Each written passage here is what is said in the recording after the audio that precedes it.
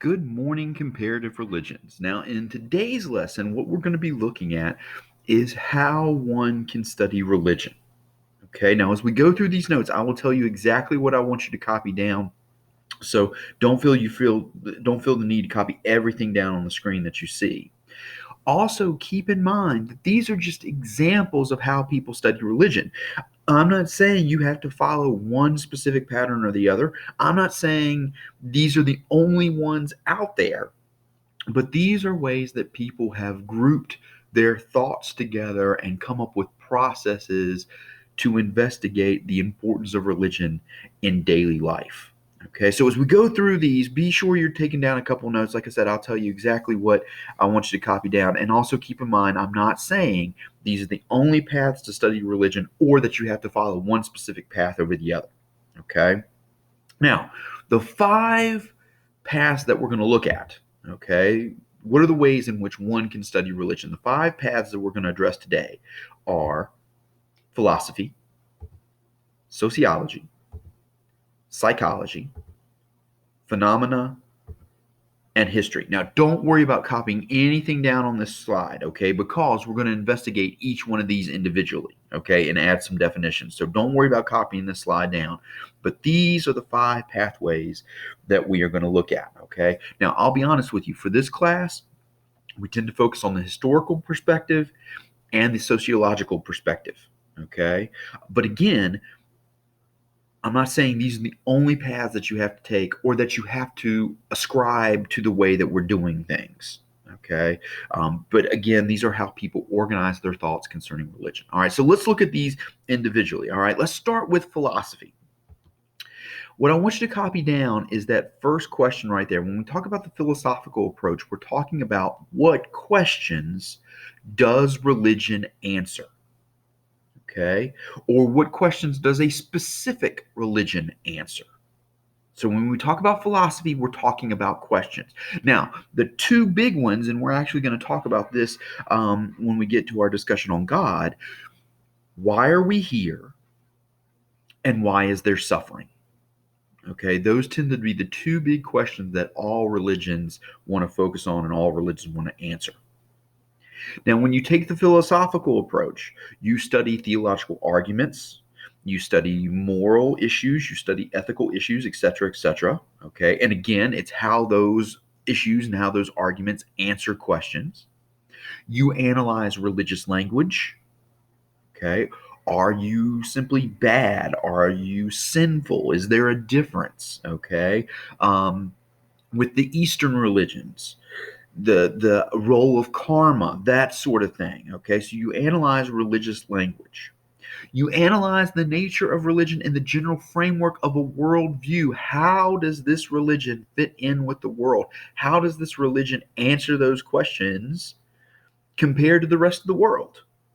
Okay. And you also look at the justification or rejection of various religious positions. Okay. Why is there only one God versus multiple gods? Why are there multiple gods versus nature spirits? Okay. So these are some of the things that we're talking about when we talk about philosophy. We're talking about what questions does the religion answer? All right. Be sure you get that down. What questions does religion answer? Sociological approach. I want you to copy down the first point right there. How does religion contribute to the community? Okay. Sociology. We're talking about society, the whole.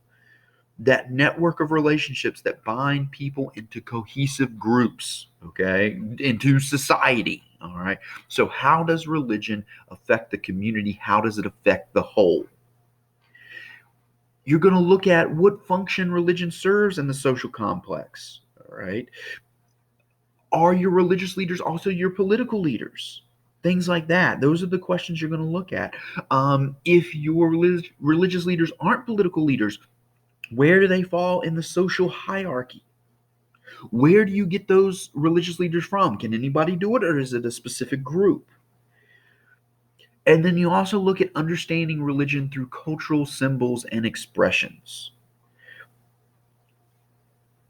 Why do the Catholics and the Orthodox churches, why does the Catholic Church and the Orthodox Church believe in saints? whereas the Protestant church doesn't always. What is the difference between a saint versus a saint? Like, we're a sainthood of believers. All of us are sainthoods, or all of us are saints in a sainthood of believers versus Saint John the Baptist or Saint Christopher. Okay, those sort of things we look at when we approach it from this sociological perspective. All right, so we're looking at how it contributes to the community as a whole. Now, if sociology is all about the community and the whole, psychology is about the individual response. So I want you to get down that first point right there. What are the individual's responses to religion? How does religion impact an individual person? How does it affect their personality? What does it do on their day-to-day living? Right? We're going to talk about this when we get to Siddhartha Gautama. All right, who founds Buddhism.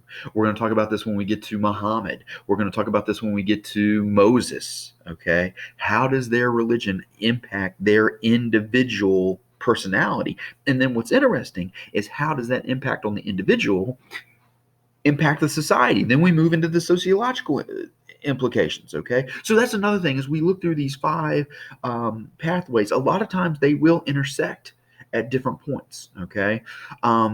Also, with psychology, we're talking about the bearing of religious issues on the integration of the personality. All right, I think that's what I was talking about a second ago. How does the religion impact the individual? But then how does that individual integrate into society?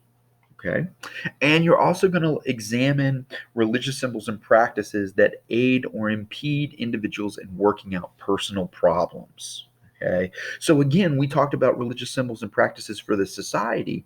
Now we're going to look at how do they impact the individual.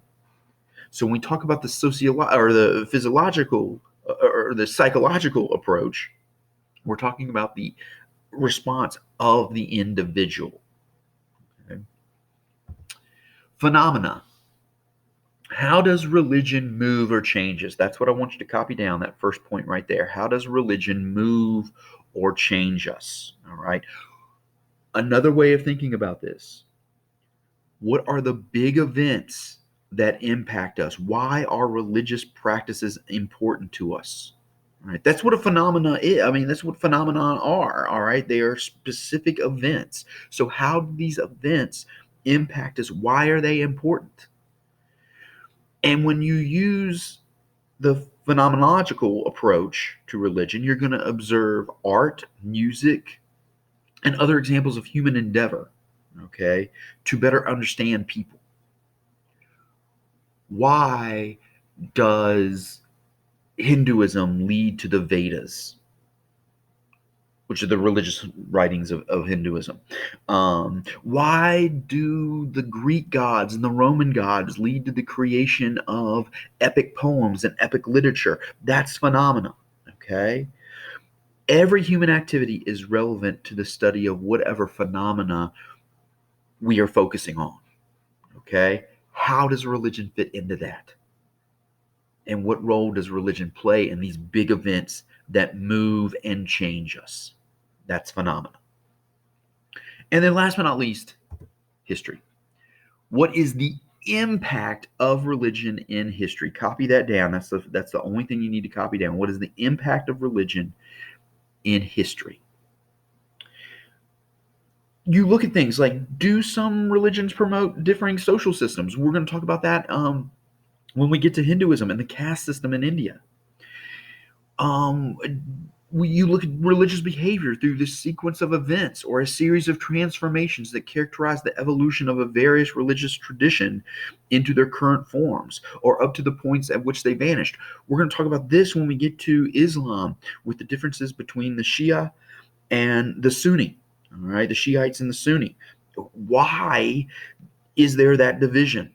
Okay, what is the evolution there? We're going to look at religions as specific traditions that encompass fundamental beliefs, important practices, and institutional systems. Holidays, for example. Why do certain religions have specific holidays? Okay, so that's what we're going to talk about when we talk about the impact of religion in history, how it impacts things over time. All right. Now, a little bit of a review. Okay? You don't have to copy these down. Let's just review them together. Which pathway talks about how religion moves or changes us? That's phenomena. Okay? Move or change is phenomena. How does religion affect the individual? The key is there, it's the individual. When we're talking about the individual, we're talking about psychology. What questions does religion answer? When we talk about questions, that's the philosophic approach, philosophy. What is the impact of religion? That should say, what is the impact of religion over time? When you're talking about impact, you're talking about history. And then how does religion affect the community? Well, if individual is psychology, when you're talking about the community as a whole, you're talking about sociology. Okay? So if you can match those descriptions with those terms, you're going to do well. And the reason I say that is we're going to have a quiz coming up in a couple weeks, and you're going to have to be able to match up these 5 pathways with their right description.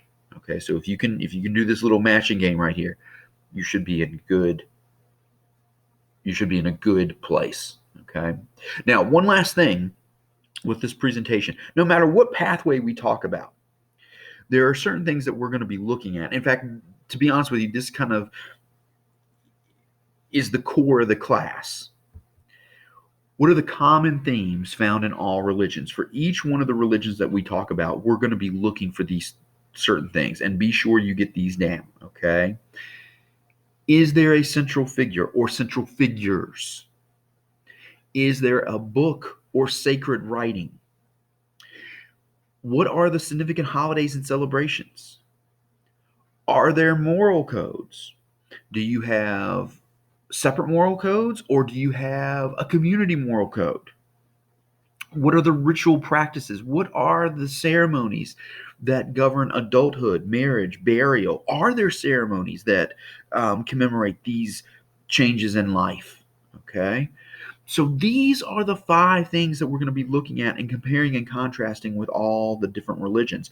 And then you can take these 5 and use those 5 approaches to see how they impact people individually, as a group, over time. What are the significant events that impact all this? You can use those 5 pathways that we just talked about to investigate these common themes. Okay, but central figure, sacred book of writing, significant holiday celebrations, moral codes, and ritual practices, those are the big things that we're going to use to identify and compare and contrast the religions that we'll be talking about in this class. All right, we got a couple other lessons this week, so be sure that you do those. Everything is going to be posted on Canvas. Pay attention on Canvas. If you're on the hybrid plan, we will be doing most of these in class together. Take care. Have a good day. Bye-bye.